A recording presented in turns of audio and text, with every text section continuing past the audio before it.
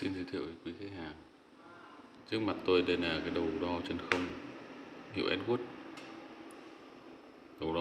Mã đầu đo này là AIM-X-LV25.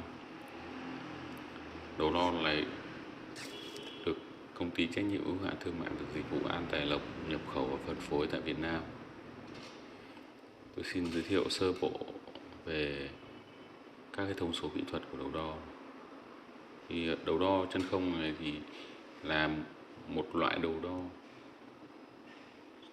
giải áp cao. Giải đo của nó là từ 10 mũ trừ 2 tới 10 mũ trừ 9 mm.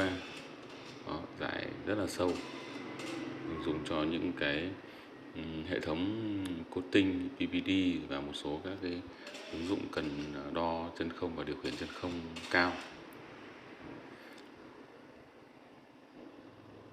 Kết nối của đầu đo này thì là kết nối KF, đường kính là 25, LV KF 25.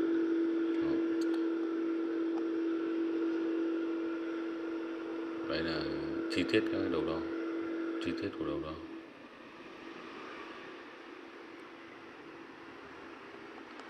Quý khách có nhu cầu về các cái sản phẩm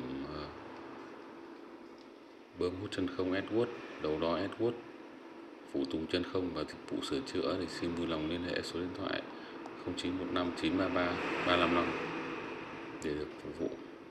Xin trân trọng cảm ơn.